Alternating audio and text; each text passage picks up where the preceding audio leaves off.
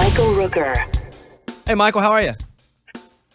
Hey man, how you doing? How's the vocals? Should I turn it down or something, or what's up? No, you sound great, man. Never heard anybody sound better, actually. Oh well, there you have it. Okay. We were talking about before you came on what we all knew you from, because you've been in so many things. For me, it's The Walking Dead. Merle in The Walking Dead, such an iconic character.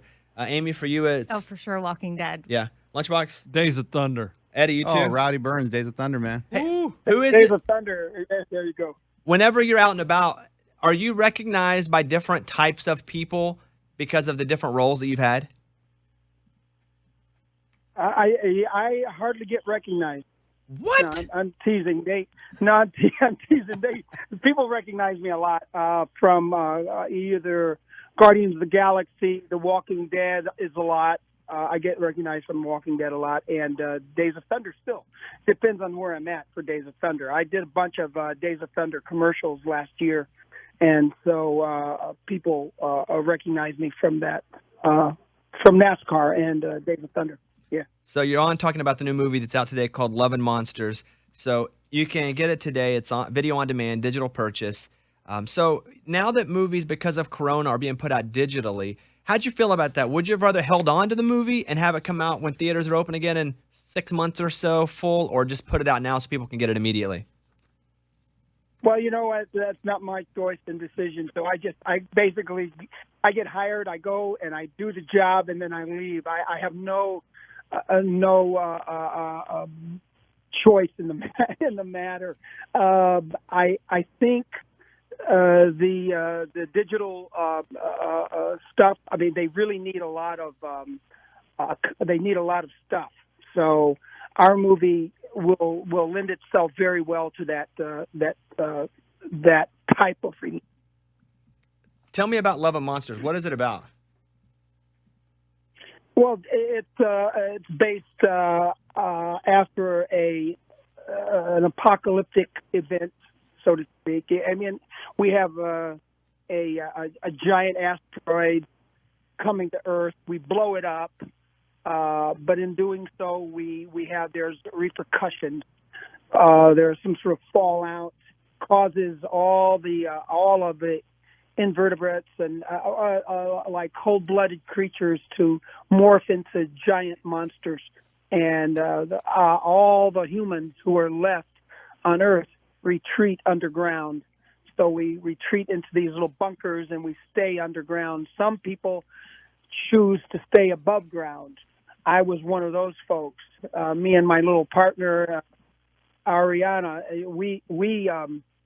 we have chosen to stay above ground, and we've been devastated by the monsters. Basically, they killed off all of our loved ones, and so we're basically survivors above ground, and other people are survivors underground. So, Love and Monsters out today. You can buy it or at home. My favorite thing about Corona is I can watch movies at home because I don't like going to the theater anyway. dude, not only that, you can watch it 2 or 3 times. Yeah, for the same price. Hang out. You can pause it, actually, and go get some food and come back and finish watching it. You're in the new Fast and Furious F9. It's supposed to come out May of next year. Is it true that movie's going into space? Did you go into space? I can't tell you anything about that movie, whether I've gone into space or I'm an earthbound human. I do my best work with my feet on the ground. So, is that a hint? It's a pretty good one. You know, Yeah. Speaking of your feet on the ground, you're like the ultimate apocalypse guy. Like if crap's going down, it seems like they need you for their shows or movies. So is that a role that you early on were like, that's what I'm going to be? Or did you kind of get put there based on your acting skills? I was probably put there based on my own skills, because if there's crap going down, you better come to my house, but you better be nice about it. What was your background in acting? I'm sure it wasn't learning how to be a villain in a lot of great movies. Like, what was the goal as you were a kid? You know what? I wasn't an actor when I was a kid. I didn't get into acting until I was in my mid-20s. And I went to a school called the Goodman School of Drama. It was a very well-known, very respected theater school. and I got most of my training, all of my training there, and from there I went on to theater. I did theater for about 4 or 5 years, and I got into TV and eventually into the film business more than television. So, Well, in real life, I'd like to have you by my side. You're also a black belt in karate, right? I did Aikido and Judo mainly, but I study karate now. I do a form called Kyokushin. It's kind of a full contact stuff, but not. I tell people all the time that it's full contact, but it's not full power. You know, if you do full power every time you go train, you wouldn't be training a lot. You'd be too sore to do anything else. But we have a good time in the dojo still. Yeah. You ever have to whoop anybody's butt in real life? I grew up fighting pretty much in my whole neighborhood. So Nice. I tried my best to whip their butt. Sometimes I got my butt whipped. Okay, everybody check it out. I think this is a movie that I'm going to check out. Loving Monsters, Michael Rooker.